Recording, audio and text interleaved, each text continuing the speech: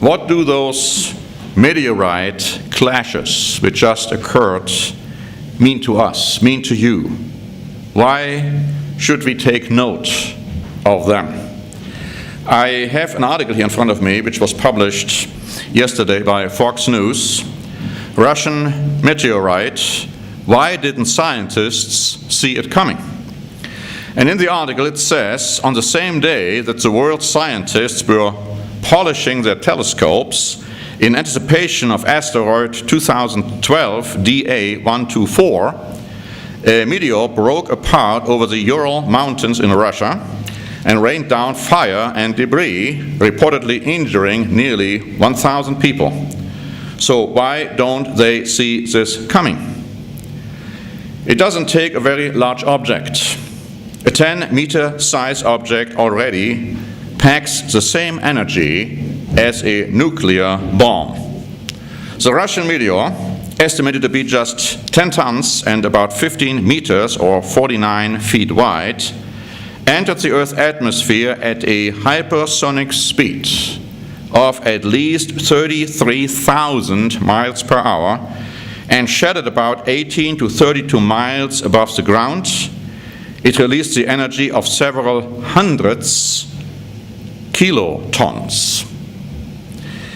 That's relatively small compared with asteroid 2012 DA-14, which will make the closest recorded pass of an asteroid to the Earth about 17,500 miles later today. Now, this article was written yesterday. In the meantime, it has happened already.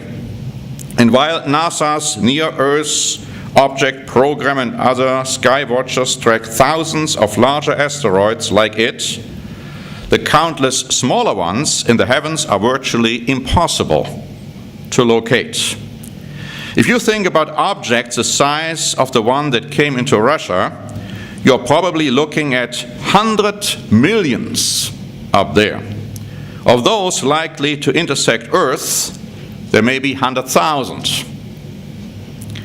While scientists scan the heavens frequently and keep track of millions of objects, they don't keep watch continually. So they're not standing watch all the time, you see. BBC News added the following. In 1908, an asteroid or comet measuring tens of meters across detonated about 10 kilometers above Siberia. The explosion flattened some 80 million trees over an area of 2,000 square kilometers near the Tunguska River. As luck would have it, they say, a sparsely populated region. An object of similar size to 2012 DA-14 carved out the magnificent 1.2 kilometer wide depression known as Meteor Crater in Arizona. My wife and I believe our children too, we went to that place one time, and it's quite spectacular. That kind of a crater would have occurred if this most recent asteroid would have hit the Earth. The article goes on to say, talking about the killing of the dinosaurs, that was probably caused by an object some 10 to 15 kilometers wide. The space rock hurtled through our atmosphere, striking Mexico's Yucatan Peninsula. Scientists estimate that the explosive energy released by the impact was equivalent to 100 trillion tons of TNT, billions of times more explosive than the atomic bombs dropped on Hiroshima and Nagasaki. The huge crater that remains from the event is some 180 kilometers in diameter. The aftermath was global and long-lasting. Initially, the impact triggered large-scale fires, huge earthquakes, continental landslides, which generated tsunamis. Then the hot rock and gas blasted at high velocity into the atmosphere, shrouded the planet in darkness. There is evidence for considerable cooling following the asteroid strike. This impact winter could have lasted 10 years. An object of this size hitting Earth today could potentially wipe out civilizations. Now, this morning, Stern Online wrote a follow-up article, and they say that the meteorite in Russia affected 100,000 people insofar as the damage to the buildings are concerned. It was 15 meters in diameter, and it weighed 7,000 tons. They say that it had the energy, in other words, this other asteroid which didn't hit the Earth, it had the energy of hundreds of kilotons. Now, the atom bomb, the nuclear bomb, which was dropped over Hiroshima, only had about 15 kilotons. So it gives you an idea how effective, quote unquote, that asteroid would have been. It was very close to the Earth too.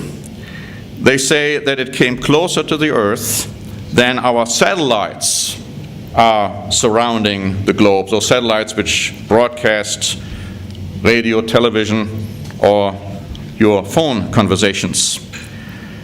They say that the moon was 15 times further away than this asteroid which just flew by the Earth.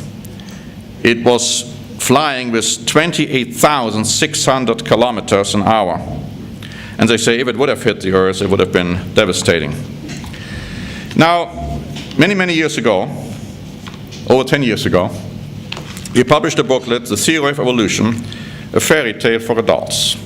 Now, if you haven't read that for a while, please go ahead and do it, because in the last several pages of this publication, we talk about the impact of asteroids, comets, meteorites, meteors in times past, and also what the Bible says is going to happen in the future.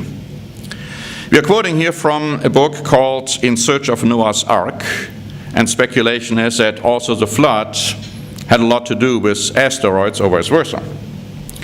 And it says in here, we believe it's plausible that a gigantic meteorite colliding with Earth could have jarred the Earth's crust so tremendously that it set off the universal cataclysmic conditions necessary to have caused the rising of the seabeds, earthquakes, volcanoes, and the collapse of the water canopy.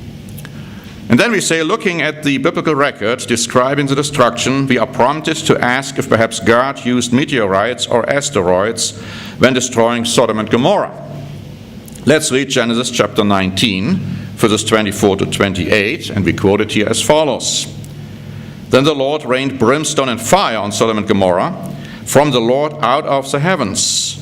So he overthrew those cities, all the plain, all the inhabitants of the cities, and what grew on the ground. The smoke of the land went up like the smoke of a furnace. And then consider the plagues that God poured out on Egypt at the time of Moses. Exodus chapter 9, verses 22 to 23 says, Then the Lord said to Moses, Stretch out your hand toward heaven, that there may be hail in all the land of Egypt, and man on beast, on every herb of the field, throughout the land of Egypt. And so there was hail and fire mingled with hail, so very heavy that there was none like it in all the land of Egypt since it became a nation. Then the thunder and the hail ceased, and the rain was not poured on the earth. We go on to say that another possible encounter with a meteor can be seen in Joshua chapter 10 and verse 11. And it happened as they fled before Israel, that the Lord cast down large hailstones from heaven on them. There were more who died from the hailstones than those whom the children of Israel killed with the sword. And then note Judges chapter 5 and verse 20.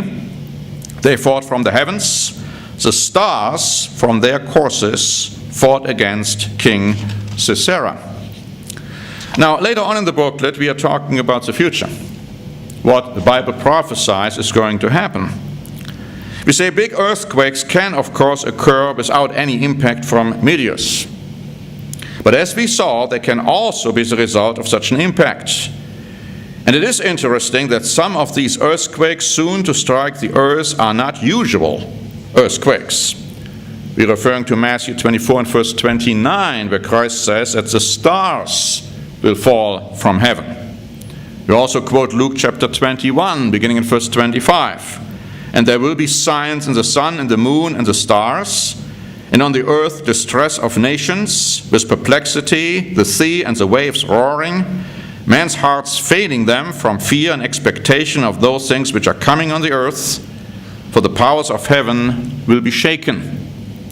The German media reported that the Russians fear, and they seem to have evidence, that another meteorite is going to strike soon over there. And they also point out that there is nothing neither Russia nor America could do to prevent that from happening. Nothing.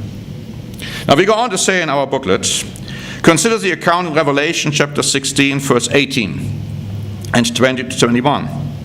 And there were noises and thunderings and lightnings, and there was a great earthquake, such a mighty and great earthquake as had not occurred since men were on the earth.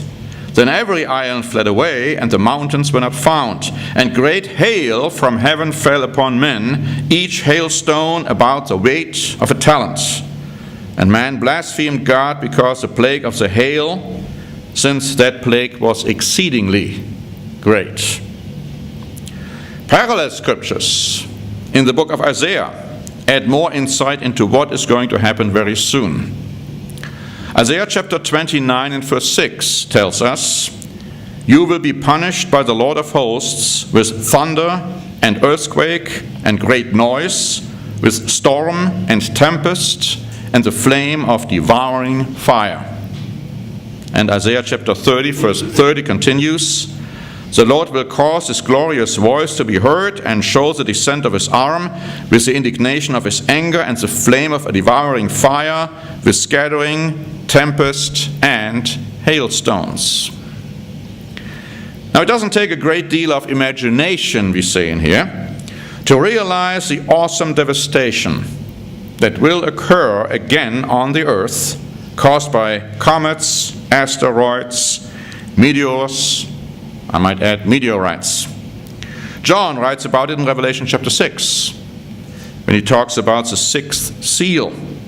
He says, "I looked when he opened the sixth seal, and behold, there was a great earthquake, and the sun became black as sackcloth of hair, and the moon became like blood, and the stars of heaven fell to the earth, as a fig tree drops its late figs when it is shaken by a mighty wind." Now, in our newest booklet, which right now is in the hands of the printer, we also point out that even prior to the sixth seal, even prior to the Great Tribulation beginning, the Bible indicates that there already will be heavenly signs.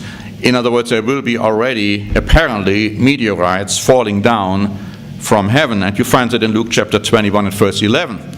So what we are seeing right now might very well be a foretaste, a small foretaste, but still a foretaste of the things which are going to happen. In our booklet, we go on to say in Revelation chapter 8, 7, verse 12, it says, "The first angel sounded, and hail and fire followed, mingled with blood, and they were thrown to the earth. And a third of the trees were burned up, and all green grass was burned up. And then the second angel sounded, and something like a great mountain, burning with fire, was thrown into the sea. And a third of the sea became blood, and a third of the living creatures in the sea died, and a third of the ships were destroyed. And then the third angel sounded, and a great star fell from heaven, burning like a torch. And it fell on a third of the rivers and on the springs of water. And the name of the star was Wormwood. And a third of the waters became wormwood, and many men died from the water because it was made bitter. And the fourth angel sounded, and a third of the sun was struck, a third of the moon, and a third of the stars, so that a third of them were darkened. A third of the day didn't shine, and likewise the night." All these symptoms go hand in hand with a huge meteorite impact. Now, these are the events which the Bible clearly prophesies are going to happen. Bad news. But you and I can be spared. That's the lesson I want to bring home to you today. In light of these terrible events which are happening, which have happened, which are going to happen. We conclude in our booklet to say this: Notice Revelation chapter 3 and verse 10 in the New Jerusalem Bible. Because you have kept my commandment to persevere, I will keep you safe in the time of trial, which is coming for the whole world, to put the people of the world to the test. The immediate future of this earth looks grim. But if you are one of God's true followers, there is a way out. Just as God protected Noah and his family in an ark, while the rest of the world perished in a flood, and as God protected Lot and his daughters by bringing them out of Sodom, so God will protect his people here on earth. We will not have been removed from this earth in a secret rapture, spending our time in heaven with Christ, but we will be at a safe place here on earth. Christ says in Luke chapter 21 and verse 28, "Now when these things begin to happen, look up and lift up your heads, because your redemption draws near."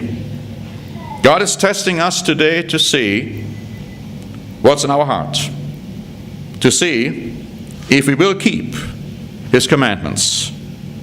Will you be one of those worthy of protection?